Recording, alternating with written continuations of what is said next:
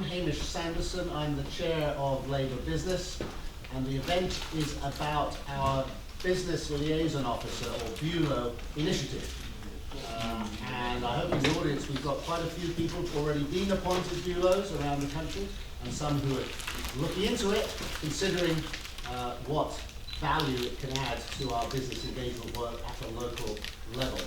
But we really want to get lots of engagement from you, so we will have plenty of Q&A, plenty of discussion as we go along. The format will be, I'll make some opening remarks about the BuLO program, just so we're all on the same page. Speaking of pages, we've got some literature here with a brief introduction to the BuLO program, a sign-up sheet, and also a letter from David Evans, the General Secretary of the Labour Party, inviting members of constituencies to an online event which we had in July. And that explains his reasons for supporting this initiative. So after myself, we'll hear from Bill Esterson MP as soon as he arrives. Not here yet, obviously. He's the International Trade Minister, Shadow International Trade Minister, and the Vice President of Labour Business, and a huge fan of the BuLO programme. He's an MP for Liverpool. Then we'll have a number of people on the panel who know what they're talking about. Not that Bill doesn't, but I mean that they have practical experience of being BuLOs, which he doesn't. So that includes, not in order of any particular importance or seniority, Del Goddard, who is the BuLO for Thanet South. Del is at my far left. Liz Hind, who's the BuLO for Aylesbury CLP, next to me. And then we have Teddy. Teddy Ryan, you have to help me with that. Thank you, Teddy. A late addition to the programme. Thank you, Teddy, for stepping in. Teddy is the Vice Director, or Assistant Director, Regional Director for the Eastern Region, and wants to talk to us about the regional dimension for the BuLO programme.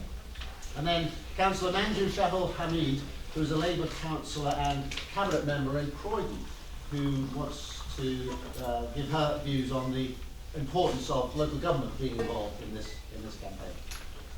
Then, at the end, she will be here late, but I'm sure she will be here.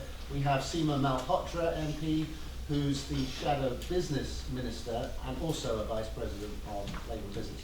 So we've got some real experience and some real passion on the panel. So as I say, I'm going to bring you all in as we go along, because I really want to get the discussion going.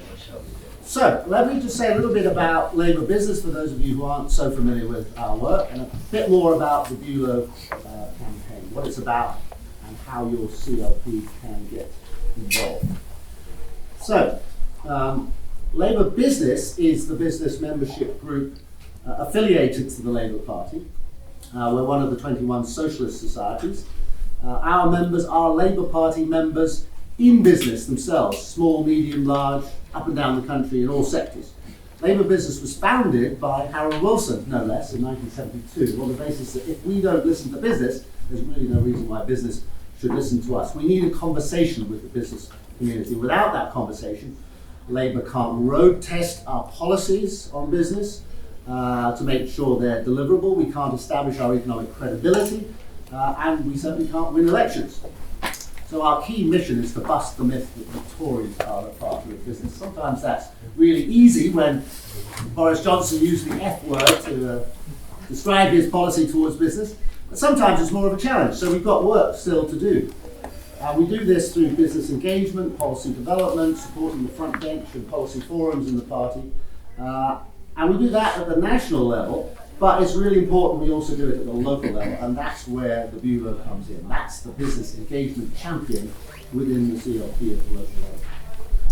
So what is a BuLO? Well, we actually launched the initiative back in 2017, just after that general election, with strong support, I have to say, from Jeremy Corbyn, John McDonnell, Becky Long-Bailey. Many CLPs have already appointed a BuLO, from Cornwall to Scotland. All over the UK. Now, to be a BuLO, just to be clear, you've obviously got to be a member of your CLP, but you don't have any additional voting rights on the EC or the GC. No rule changes are required, just a simple resolution. And that resolution can be considered by your CLP at a an all-member meeting or a GC meeting, or at an AGM, although you really don't have to wait until then. A BuLO must also be a member of Labour Business. We say that because, first of all, it's free. All BuLOs get free membership of Labour Business, so there's no cost to being a BuLO. But in return, we provide support to BuLOs, particularly around business engagement and policy development. And obviously we need to know who you are so we can put you in touch, so we can do the kind of regional development work that Teddy will talk about. So another really important point, the BuLO is in addition to the TULO, okay, Trade Union Liaison Officer, or him or her, TULO. And we chose the rather funky name BuLO precisely to echo that it's two sides of that same coin, BuLO and TULO. And we are keeping the trade unions fully informed of this campaign. This is about TULOs and BuLOs working together. We don't want more BuLOs than TULOs, we want more of both. And our target this year, which we established with David Evans prior to that meeting in July, which I mentioned, is to ensure that we get at least a BuLO in every target seat. Those are the seats we're trying to win back at the next election, and in 50% of all other seats. And others will refer to this again, I'm sure, but it was clear when I first discussed this with David Evans that he sees it, as we see it, as a way of winning elections. This is not an academic exercise, not just fun to talk to local businesses. It's about winning. It's about winning elections. And so he sees it as really important. If we're going to win the Batley Spends type of contest, that we have a local champion on the ground who says, yes, we're listening to business and we want to talk to business. And on one of the pieces of paper that you may have in front of you, I'll just read it. Ed Miliband has come out with his strong support for the campaign. I'll just read it to you. He says, in every community in the country, there are businesses championing an approach based on protecting people and planet, as well as making a profit. To build the just society we need, Labour needs to connect to businesses across our country and the people who work in them. CLPs can play a vital role in building the coalition we need. That's why we are asking every CLP to appoint a business liaison officer. So that couldn't be clearer. What does the BuLO do? Others will talk in more detail about their personal experiences, particularly Del and Liz, who've been doing it for some time. Fundamentally, it's up to each CLP to decide what you want your BuLO to do. But just a few things you might start with. You might want to identify which members of your CLP are already in business. It's amazing, the Labour Party, we don't think of our members as being in business. Of course, many of them are. So we want to know who they are. But then, of course, we want to know who our key local businesses are. We want to make sure they hear from us. We can organise business roundtables, other forums. We can provide speakers. We can listen to businesses just going up and down the street, in the street markets, in the shops. Just because somebody is working in a shop doesn't mean they're not a voter, even if they may not live in that constituency. So we want to expand the kind of conversations we have with people in business. Conducting surveys, doing equalities impact assessments of business support. I'm hoping to hear from Liz a little bit more about that in a moment. And inviting local business leaders, of course, to meet your local MP if you have one, or to meet local councillors. You'll hear about that from Mandy. So there's a lot to be done. And of course, as a member of Labour Business, the BuLO can get involved in our policy groups. How can we help? Well, we can provide a model resolution, which your CLP can pass to appoint the BuLO. The BuLO, as I said, is not in the rules yet. You don't need to change the rules. The General Secretary has confirmed that's not necessary. But we will look next year at a rule change where we might formally introduce a rule change for a BuLO to have the same status as a TULO. But in the meantime, we just want to get on with it. Bill, welcome. Can somebody find a chair for Bill? And you'd be most welcome to join us. And the package of business engagement materials we can provide is to help you organise roundtables and forums, speakers at CLP meetings. We also can help you with local business contacts where we've had engagement with businesses in your area. They will most often be small businesses. That's why we're pleased to have the support of SME for Labour that's got the particular focus on SMEs. But there may be people in large businesses in your constituency that you equally need to talk to. Contacts with other Labour business members in your area. and help with setting up a regional branch if that's what you want to do. Just a few final points from me, and then I will ask Bill to come in. And I'll introduce him first properly before I do that. For parliamentary support, clearly, as I mentioned with the conversation with David Evans and his support for this campaign event in July, we do want to target those seats that are winnable that by definition don't have Labour MPs at the moment. But we don't want to forget those seats that have Labour MPs, where the Labour MPs are probably already doing a great job of engaging with business, but could do with a little bit of help. I'm sure Bill will want to talk about that as a Labour MP. BuLOs are just as important in those seats, but particularly important in those seats that we want to win back. And Bill and Seema, who will be arriving later, as I mentioned, will talk about how the PLP is getting involved in this campaign. Affiliation, because we're a socialist society affiliated to the party, we can affiliate to your CLP, and we're keen to do that to build stronger relationships with all CLPs. But many CLPs have invited us to affiliate because it's a good stepping stone towards appointing a BuLO. It's not a condition, you can still appoint a BuLO even if we're not affiliated, but it's a good way of starting that conversation about what BuLOs can do in your constituency. The regional dimension, I'll really leave that mostly to Teddy, but we're really keen to ensure that BuLOs play their part in the work of regional directors. I'm talking about England, or in Wales and Scotland, the equivalent, because they're working hard, but they need as much help as they can get, you'd agree, Teddy, to build those business networks, and the BuLOs should be a linchpin of that work. Diversity. I think we've got a diverse panel. We have a diverse steering group that's leading the charge on this campaign. But there is a real risk that it's a decision for each CLP. If each CLP just takes the nearest white male of a certain age who's in business and appoints him as the BuLO, we're going to end up with BuLOs all over the country, all white males of a certain age. And we don't want that to happen. Nothing against white males of a certain age, but we like Del, and some people like you, right? Even though I'm also of a certain age and a white male. But to make sure that we have that diversity, which is at the heart of what we're trying to achieve in the Labour Party, we recommend, and Del will talk a little bit more about this, of having a group of people that you pull together before the appointment is made, and that group should include a diverse range of people, hopefully with some business experience, some understanding of the business world, but they should come from a diverse range of people, genders and ethnic background, and all the other criteria of people who haven't really got very involved in this before, and we want to get them involved. So that's diversity.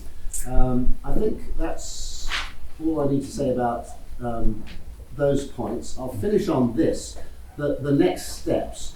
This obviously is an event to encourage you to look into the next steps if you haven't already appointed a BuLO.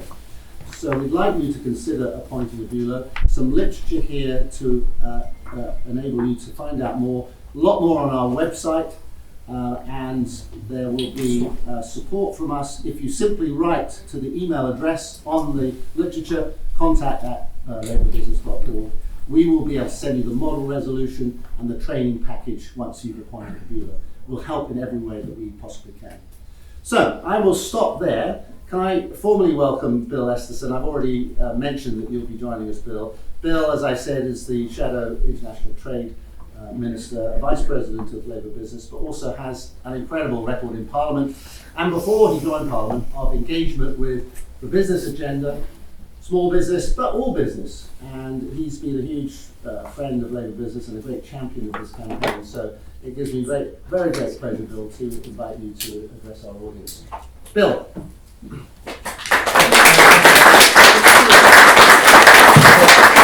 That's extremely kind. Hamish, thank you very much indeed. And I'll pay tribute to Hamish and to Labour Business, the number of you in the audience who over the last few years have worked so hard to make the case for Labour being the party of business, which has been your slogan quite rightly. And that's where we need to be, and having constituency parties, having a dedicated officer responsible for relationships with the business community is absolutely crucial for that. Because let's compare the arrangements and the situation with the Tories. You've got a Tory party who have spent the last 11 years systematically undermining the business community. They've been undermining them by running down our high streets. They've been undermining them with the tax system that prefers the multinationals, the big corporates, at the expense of small firms. And they've been undermining them through, not just through COVID, but way before that, through a procurement system that gives access to contracts from government to only the biggest companies and the big outsourcers at the expense of our wonderful SMEs. Now, I found that when I was in business, and that was when both under Tory and Labour governments, and it has become far, far worse than ever before. There is no business support of any kind of coordinated or structured way. Late payments have got worse, and the whole situation has been allowed to decline. And that isn't good enough. And I think you saw a very significant step forward from Rachel in her what I thought was a brilliant speech in conference earlier on, and I'm glad to see the nods in the room to that. That announcement, by the way, about business rates is a huge, huge step in showing that Labour is on the side of the business community, isn't it? Because business rates is one of those real bugbears, not just for high streets, it's true in manufacturing as well, and for office space. It's one of those bugbears because it's a cost of doing business that you've got to pay regardless of whether you're making money or not. And moving away from that system to a much fairer system that's got to be worked through, putting in place interim arrangements is absolutely the right approach. It's something I championed along with you, Hamish, for the last 5 or 6 years actually, when I was doing the business role as well as the international trade role. So I'm glad to see it formalised as one of the bold policies under Keir and West's leadership that we've been promised. Very much setting Labour out as the natural party of business on the side, not just of smaller businesses, but of businesses of all sizes who want to do the right thing. We've got to be the party of responsible businesses, businesses who want to play fair, who want to support their communities, who want to take a responsible approach to the environment and meeting climate obligations, who want to pay a decent living wage and look after their staff and have a diverse recruitment and retention policy. And that has to be the way forward. Labour business has got a huge part to play in supporting it, especially now we've got those sorts of policies from Rachel that we heard today. And I would encourage all of you to get much more engaged. Now, as another male and stale, Looking pretty suntanned. You've been somewhere in the sun. Yeah, wait till my hair gets longer. No, I mean, look, we do need that diversity. It's also something I've said before at Labour business events in previous conferences, that we need to make most of the huge range of abilities in our workforce and in our business community, and encourage far more people to start and to grow businesses from minority communities, from people with disabilities, and from women in business. We are underrepresented in all of those three areas, and that is something that we should be championing more.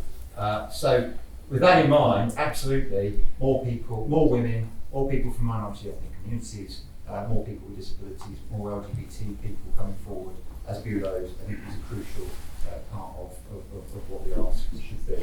So the PLP, I think you can see with what Rachel is saying, I think you can see it with Ed's equally brilliant speech yesterday morning as well, just the direction of travel. You'll see more of it from Keir on Wednesday morning as well. And in the meantime, please go out, please take the message out there. Labour is very much back, very much on the side of business, and very much here to stay. Thank you very much.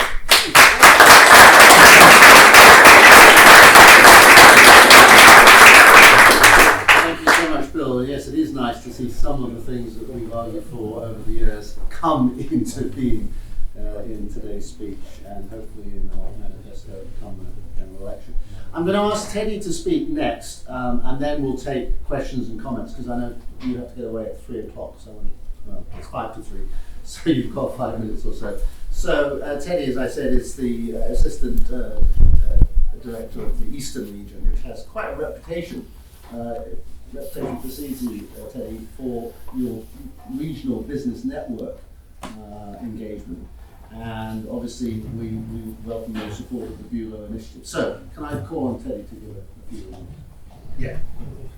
So, first of all, thank you to Hamish and to Labour Business for being quite so committed to the sort of rollout of BuLOs. About 3 years ago, we took the decision in the East that we needed to be much more proactive when it came to business engagement. And there were a number of reasons behind that. The first one is that if we all know the old adage that if the Labour Party isn't seen as being a party which is credible on the economy, credible on business, then we may as well not even be on the pitch. And what we often do is expect businesses to come to us. We work on the assumption that we are a political party, we have a right to be heard, and we should be listened to. That is not true. We have to earn the respect of business. The second thing is we were acutely aware that we needed to be hearing more from business when it came to feeding into our policy making process.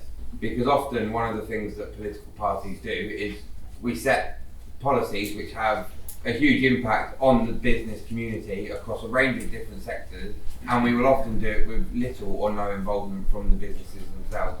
And then also from an organisational perspective, there are a huge number of components to my role that businesses help us with immensely. So whether that's setting up visits for members of the Shadow Cabinet, whether that is taking part in a range of different events. I mean, I could go on because I'll cover some more of it very, very briefly shortly. But the way that we thought about addressing that is we set up an organisation called the Labour East Business Network. It is chaired by Baroness Angela Smith and John Lahow, who I understand is involved in Labour business. And essentially what that was designed to do is give businesses a forum to better engage with the Labour Party, or more accurately, I've just committed the cardinal sin that I've just accused the Labour Party of, give the Labour Party a better forum to engage with business. It was quite a slow start, but now we have 163 businesses across the region that are members of the Labour East Business Network. Now, those businesses range enormously in size and shape. So one of the largest that we have has 43,000 employees and a turnover of over £1 billion. One of the smallest has 6. So there is no criteria when it comes to being a member of the Labour East Business Network. It doesn't matter the level of your turnover or how many staff you have, but we want to hear from you because we have to hear from you if we're going to win. Now, on BuLOs, I cannot tell you how much of a blessing they are going to be for us as a regional office, because what we are having to do at the moment is map the region en masse. So I'm having to look at the region as a whole, identify who the sort of big players are across various sectors, and then essentially work our way through cold calling lists, inviting them to events and so on. If we have BuLO, what we will have is a ready-made network of people who are already embedded on the ground, who already have relationships within these business communities that we can then go out and capitalise on. And the way that the Labour East Business Network works is we have 3 or 4 sort of set-piece events every year, and they are open to all sort of members of the business network. Now, the problem that we've had is obviously pretty much when we were getting up to a decent size for the business network, we obviously hit the pandemic, and we're looking to set up an in-person sort of forum very, very soon, but we're sort of seeing our Labour conference goes first before we put a couple of hundred people in the room. But what we've also done is we've arranged a number of different sector-specific roundtables. So we have had Bridget Phillipson meet with the hospitality sector. We have had roundtables with the National Hairdressers Federation and a number of their members. We've had roundtables and visits with, so we took Keir Starmer to a bingo hall in Ipswich to meet with members from the National Bingo Association. We wouldn't have been able to do any of that if the Labourers Business Network hadn't existed. So the point that I'm trying to make is your regional offices want this to succeed, and we are prepared to invest whatever time and energy is needed to support you as people that are looking to set up BuLOs. So if you encounter any problems at all along the way, then please get in touch with us and we will help you resolve them as quickly as we possibly can. That's all I've got to say, to be honest. Thank you, Teddy.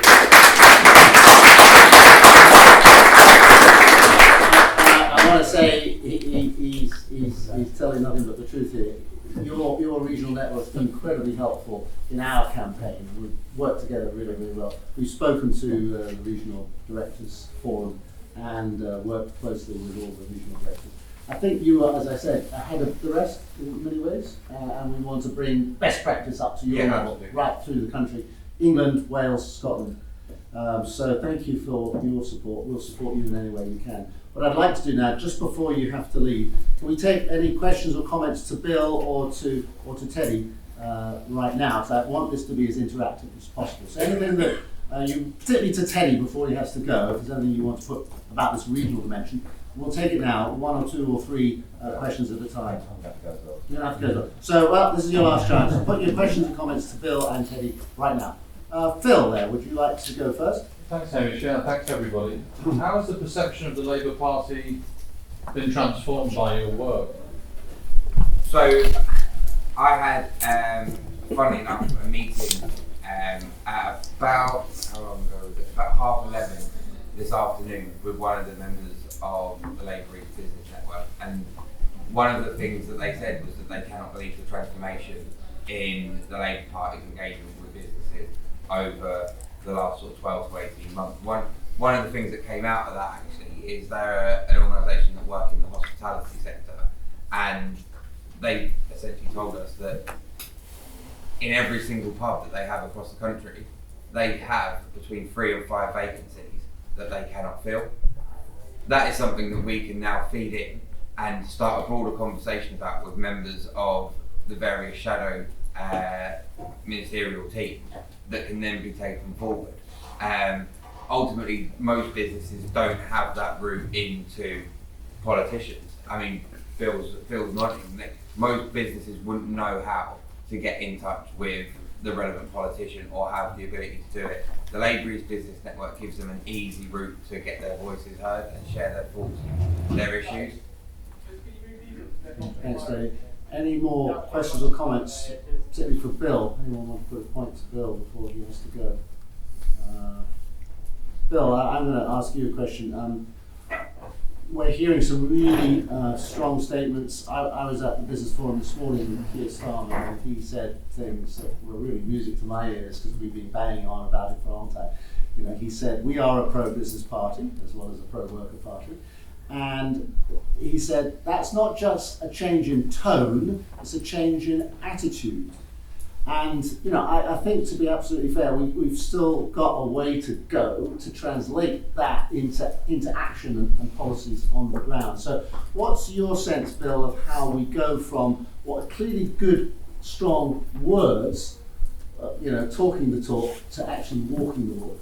I think you're suggesting the BuLO is a part of that, but how do you see Labour delivering on this new pro-business agenda between now and the general election? Well, we are the party of work. It's in the name, as we all know. But I think you can only be the party of work and of the worker if you're also the party of business and the employer. Because without good employment, without good employers, without good jobs to go to,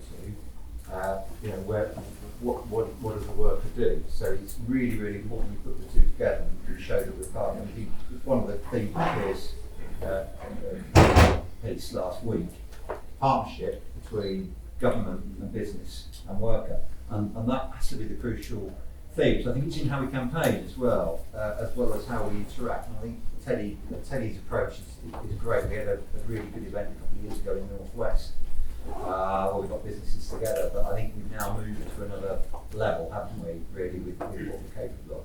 So I think it's about engaging and going and talking to businesses. I mean, I do it as a member of Parliament. My businesses probably do know to come to me, but that's largely because I've worked at it over a long period of time, and they know I have a business background.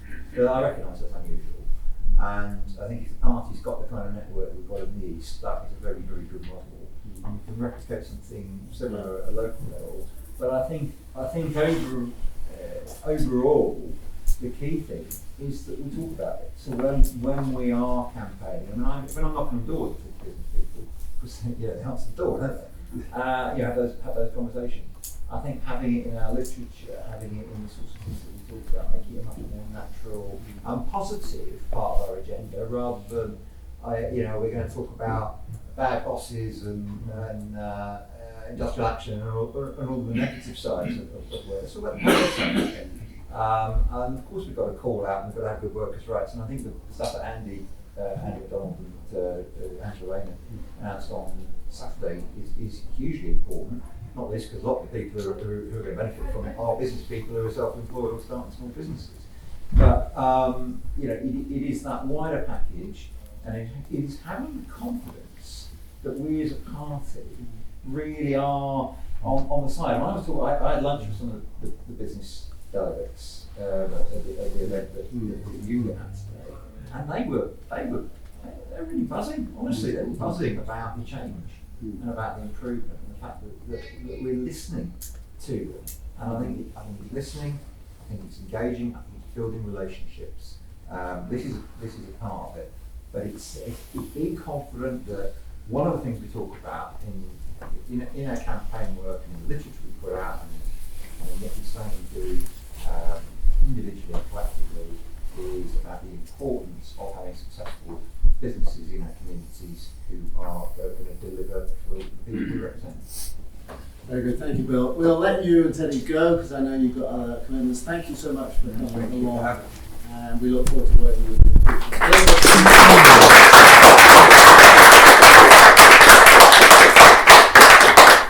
Okay, Andrew would like to move up one because we're going to put Seema at the end there when she arrives, and she'll give us another perspective on her PRP colleagues and what they're doing on this campaign. But as we move towards that, I'd like to bring in two speakers to my left. So Del first, I introduce you as the BuLO for Thanet South, and you've had, I think, sort of hands-on experience of how you get to the point of appointing the BuLO. And there's ways that you could do it that are more successful than others, around the diversity point which I mentioned, and in other ways.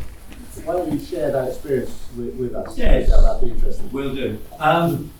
Good afternoon. Yeah, just a bit about me. I was actually a cabinet member in North London Borough of Enfield, responsible for regeneration, planning policy and economic development. So I sort of have my feet well and truly in the water already, a long time ago when I was less of a certain age, more of a certain age.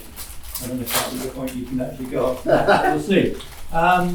And that got me interested in joining Labour business, and then along came the BuLO initiative, which I then sort of saw as important, and I moved from North London down to Thanet, Ramsgate and Margate, if you don't know actually what part of the world that's in, but that's where it is.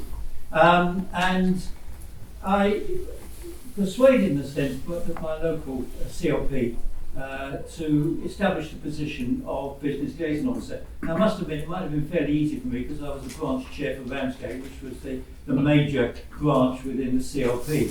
And being chair of that particular branch, I could already argue the case within the CLP. But nevertheless, it's not an essential kind of prerequisite that you already hold a position in the CLP in order to get your foot in the door, but I must admit it did help a bit. And many people that I've met today understand and yesterday are in that position.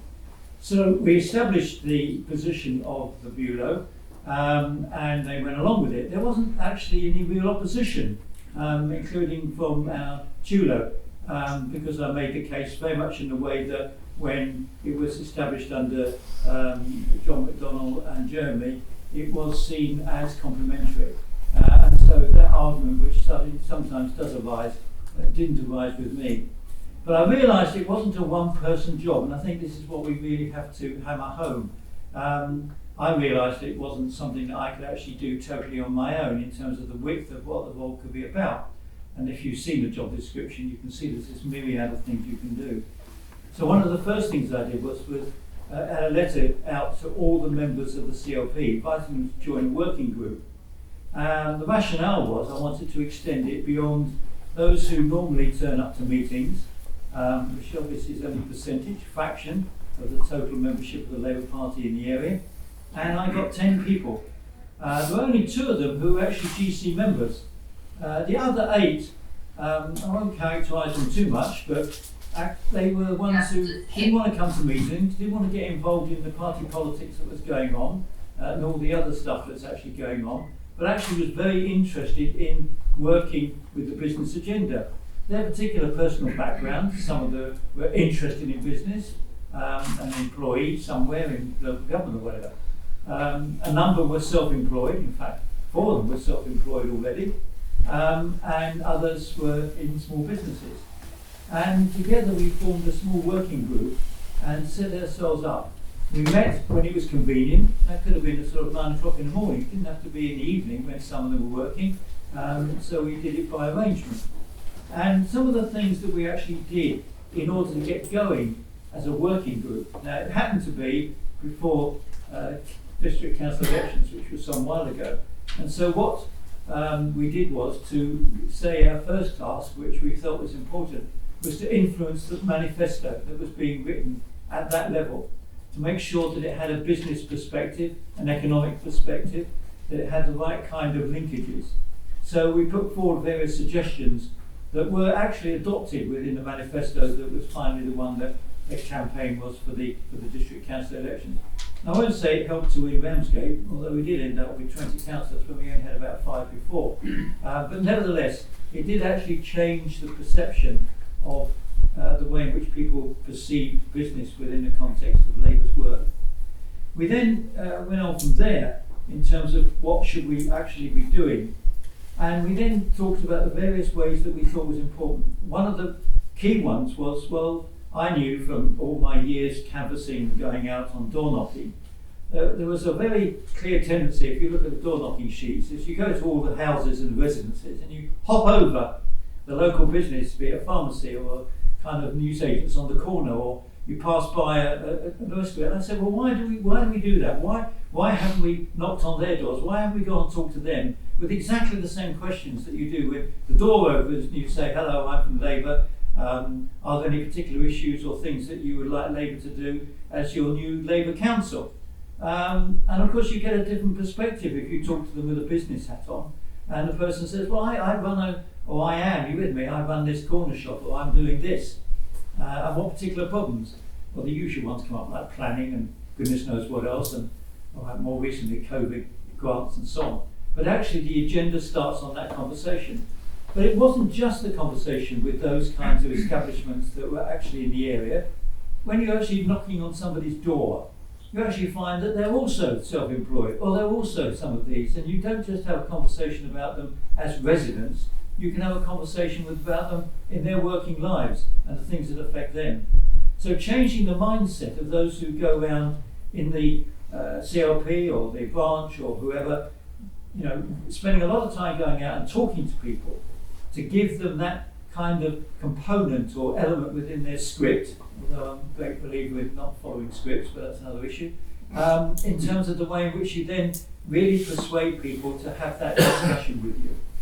And it's quite important having that discussion, because what often comes up is, do you believe this, or that Labour says it's doing that, or and they get hold of the wrong end of the stick, and you need to demystify it, take a myth and deal with it. And that's something we can support BuLO's on, but BuLO's become that kind of advocate.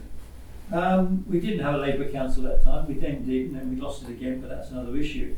So a number of things that we then talked about what we should be doing.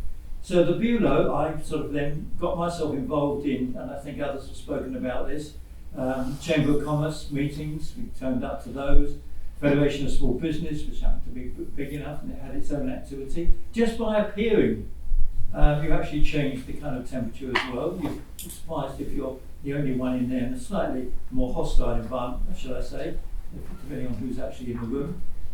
Again, advocating exactly what's going on. And certainly when it comes to election time for your local council, they often quite want a Labour speaker.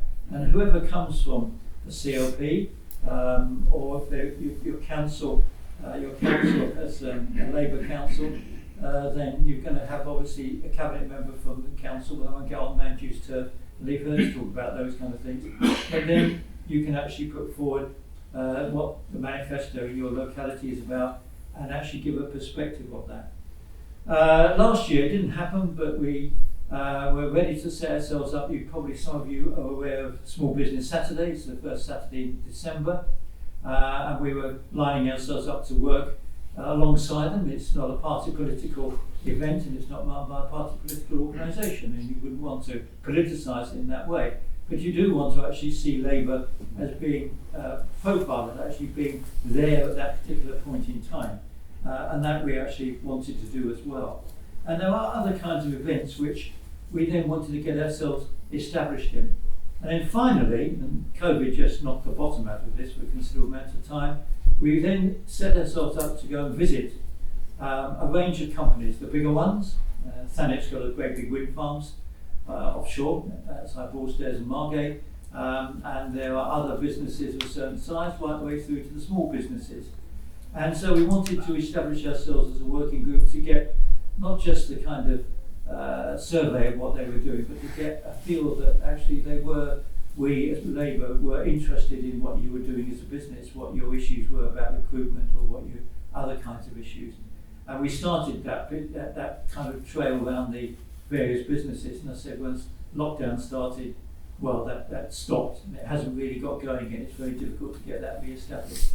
So a number of very practical things that the BuLO does in terms of sort of facing within the area, as well as actually linking into the national and to the regional in the way that previous speakers and Hamish have spoken about.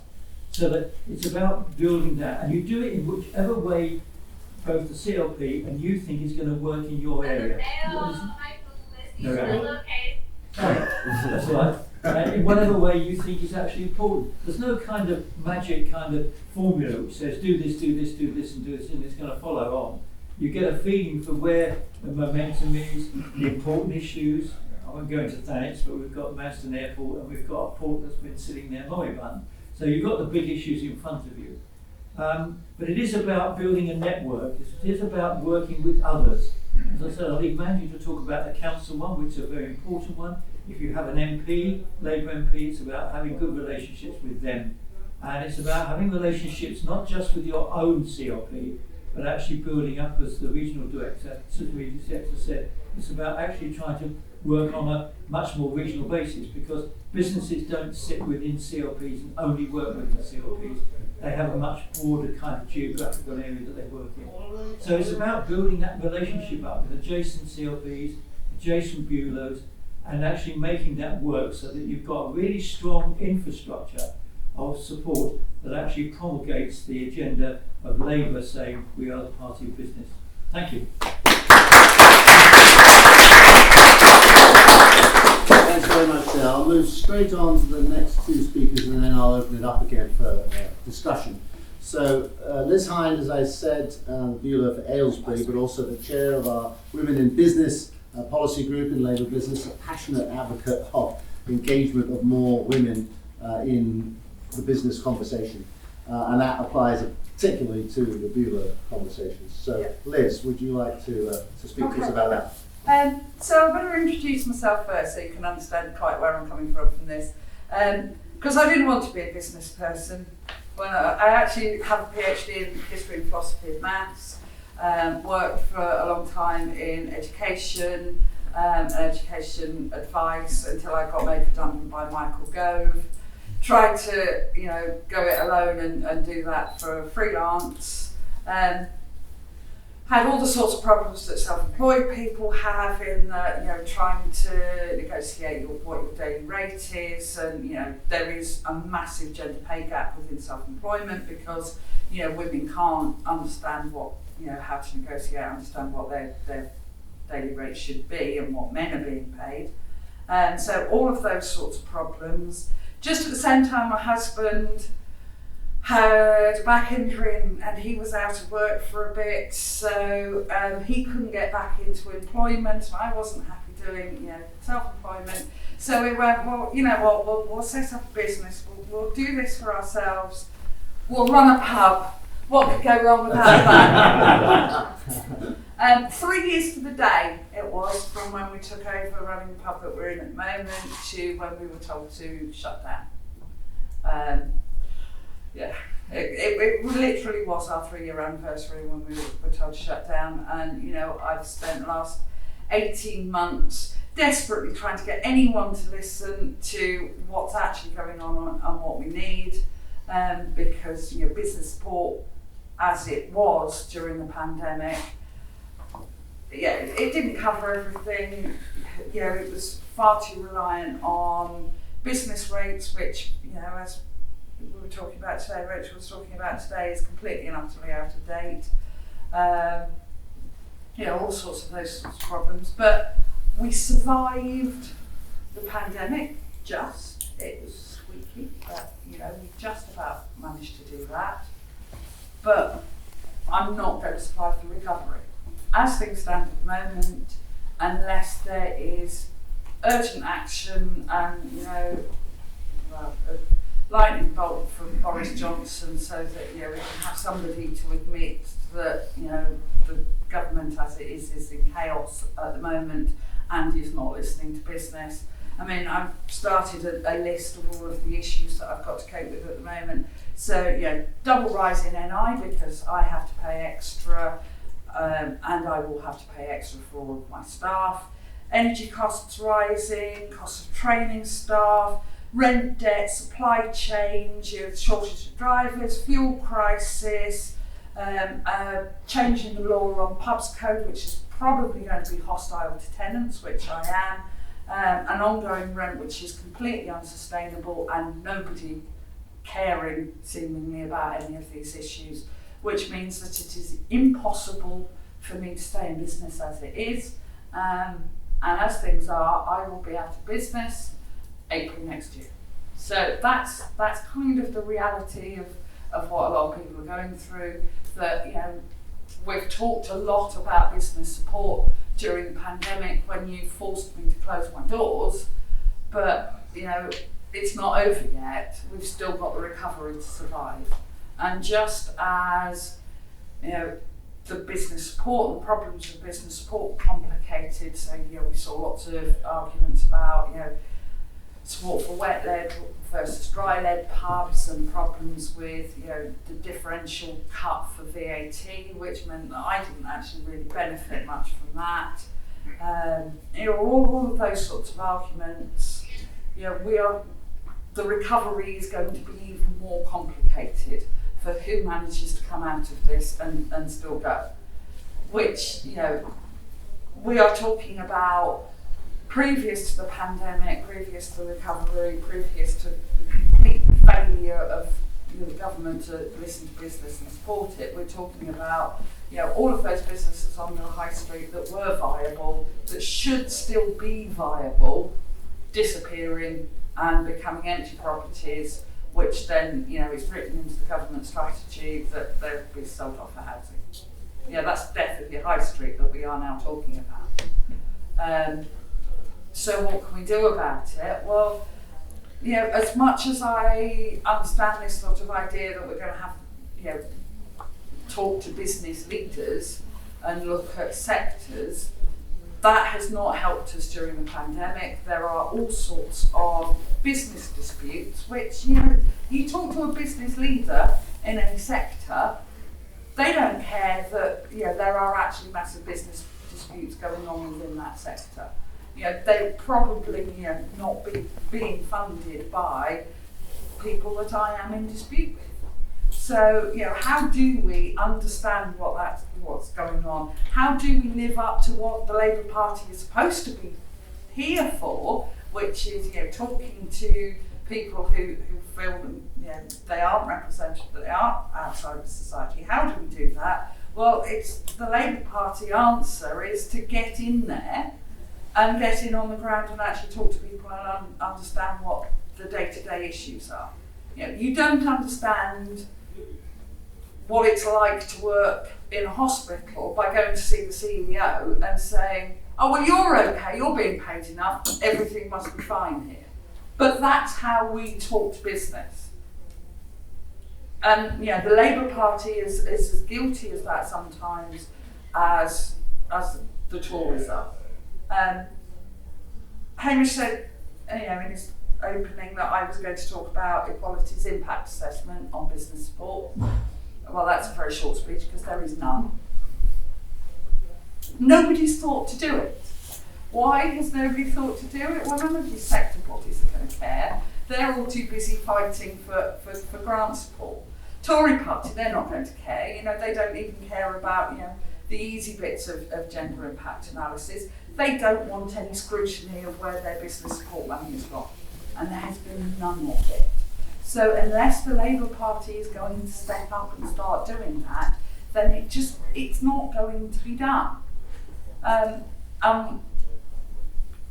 You look at the Doreen Lawrence review. Doreen Lawrence did some work where she came up with a statistic that 47% of BAME owned businesses didn't even bother to apply for business support because they thought that they weren't going to get it.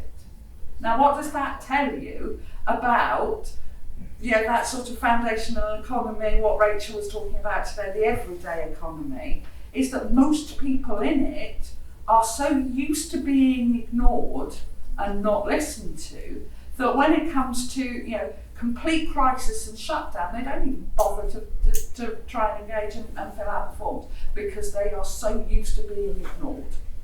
And that happens all over the place. It happens with women in business. There aren't even any real stats out there about how many women own a business, and the Labour Party can't even come up with some equalities impact assessments and discuss it on MPF roundtables.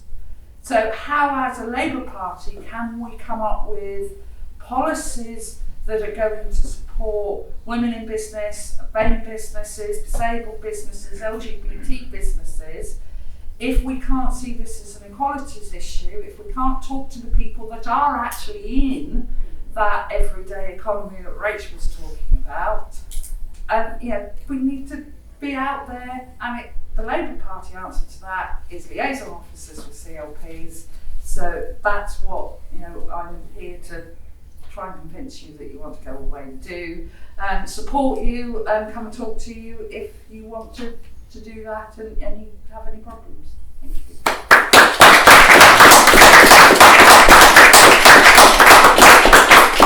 A big agenda that is about equalities. We'll come back to that. But I want to move straight on to Mandrew, because a lot of people, Mandrew, talked about the local government dimension. We recognise that we've focused with the BuLO appointments on CLPs because that's a convenient mechanism of structure that already exists.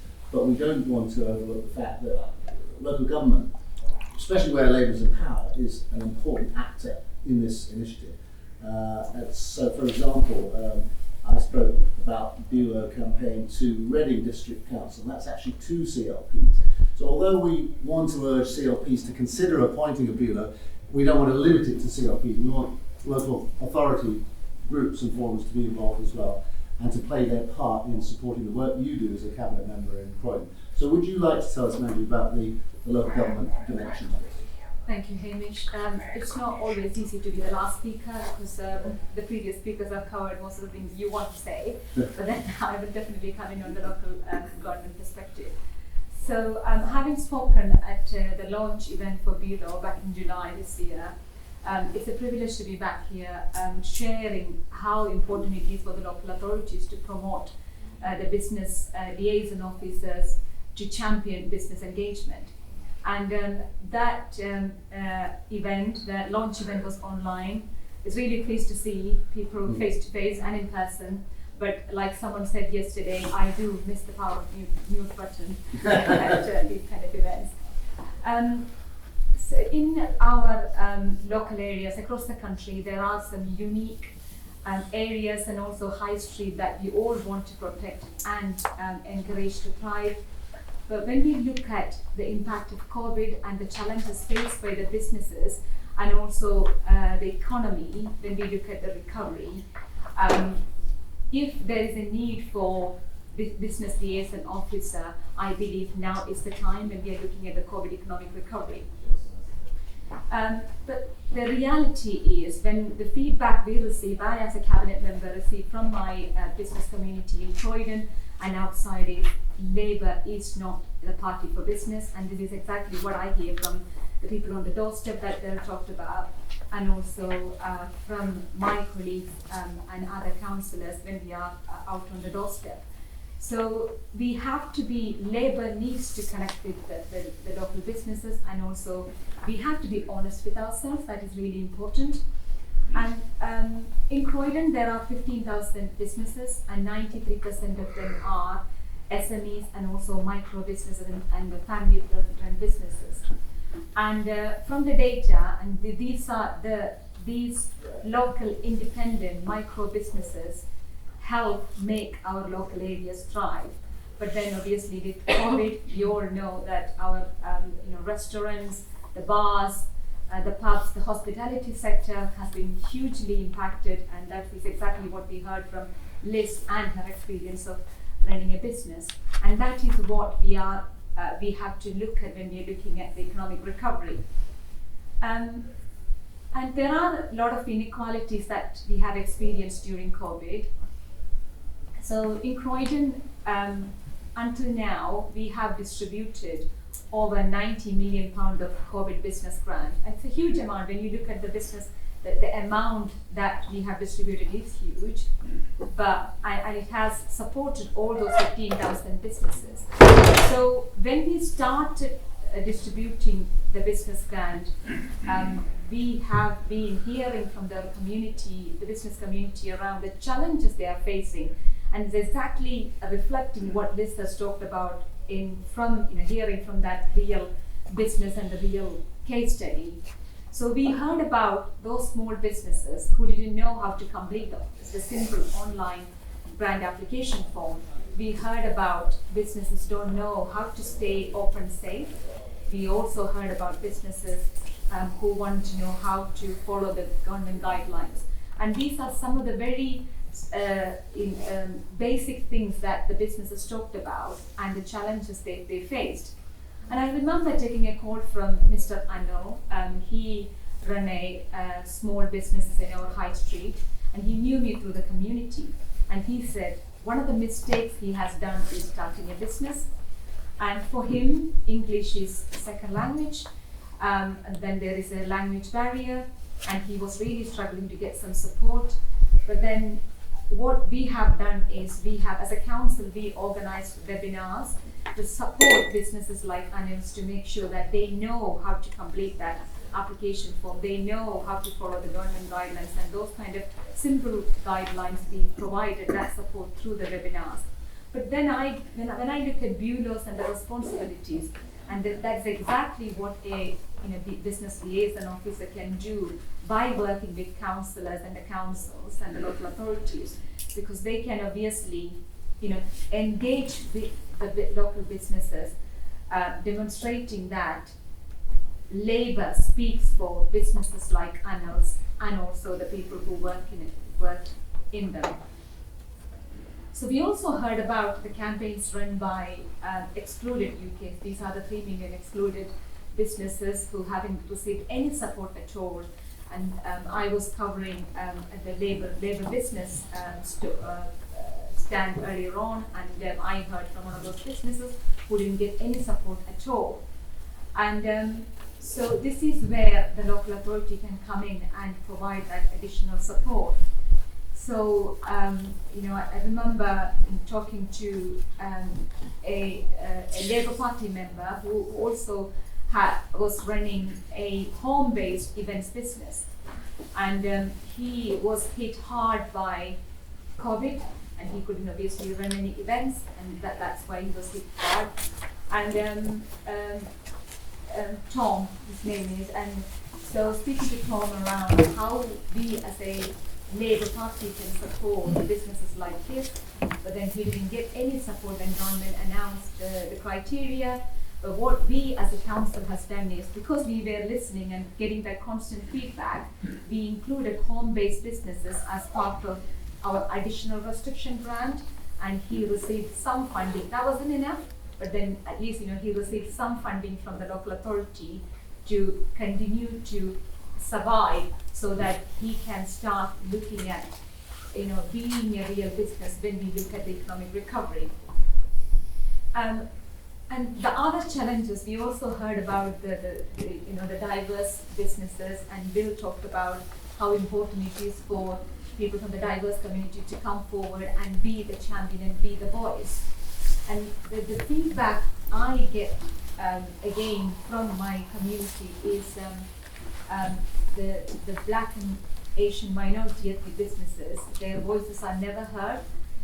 They are not represented in the communities, and they don't have a platform to be influenced, and that's the real issue.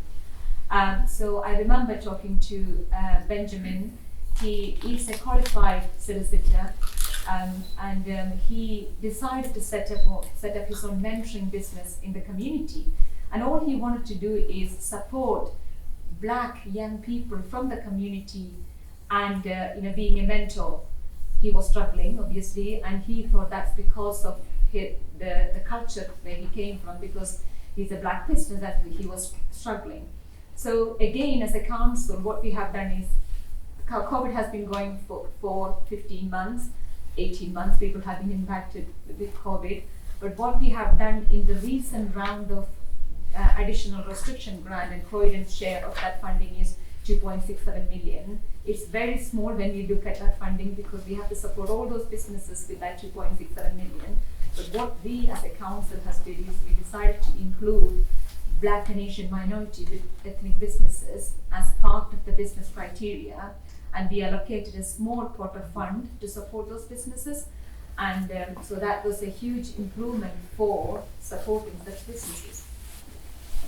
And when we look at local authorities, councils can be real engines of growth when supporting businesses. And back in 2019, it seems like a long time ago, but for some reason, Croydon Council won the Best All-Round Small Business Friendly Award.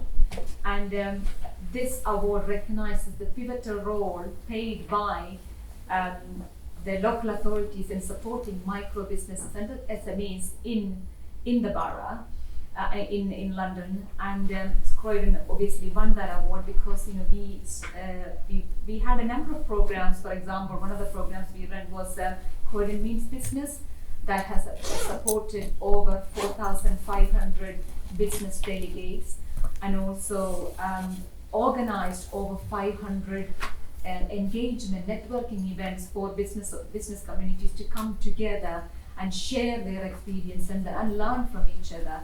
And as we heard from the other speakers, it is that engagement by the council, the local authority, with those social enterprises, the self-employed, the market traders, the micro businesses in our high street, that enabled us to achieve that recognition back in 2019. And when we are looking at economic recovery, it is really important for us to work in partnership. We have heard about the public-private sector partnership, and recently we are looking at working with the anchor organizations, for example the NHS Trust and also the universities, and that is really important.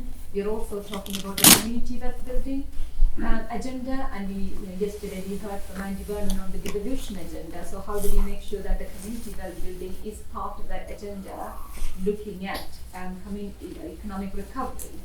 So it is really important for BuLO not just only to work with,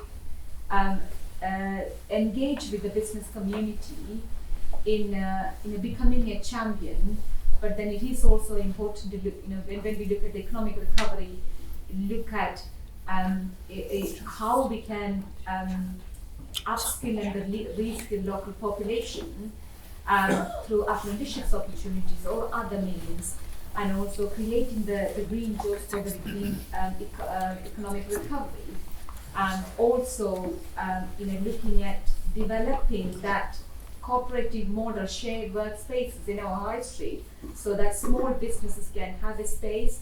And we talked about equality and diversity. And earlier on at the stand, we had a disabled young person, and he identified himself as having a disability, and he wanted to start his own business, but he is really struggling. He lives in Brighton, so he didn't know who to go to. So I told him about what my responsibility in Croydon is, and how he can connect with his local councillor, and also the cabinet member for economic recovery or businesses, to make sure that he can have that connection. And he thought the first point of contact is the local MP. But then, since councils are distributing the business grant at the moment, we are still doing it. We haven't finished that process yet. We have until March 2020 to finish distributing that additional restriction grant. So I have asked him to contact his local councillors and the cabinet member for business to get that additional support for him to start that business. So there are still barriers that we are fighting against. But I believe there are opportunities with any pandemic or any issues. There are opportunities ahead of us as well. So with COVID, we can definitely look at more opportunities, especially when we are looking at economic recovery lists. I know it is going to be really challenging for you as a business, because when you're looking at, as a council, we are always asking people, businesses to pay the London living wage or the living wage, and as a business you always struggle. And this is something that we as a council promote. We are a good employer council. We have good employer charter, very similar to GLA's good work standards, and also I know Greater Manchester, they also have something very similar, encouraging businesses to pay the London living wage and following the other principles like equalities and diversity and employee local, all that. But then I believe there is opportunities in the future. So really looking forward to working with Labour and Business, the local MPs, the councillors, and also the trade unions, because they play a great role as well, and working with BuLOs to make sure that we have representatives, the business representatives within the Labour Party, so that we can win elections in the future, and having that representatives within our constituencies. Thank you.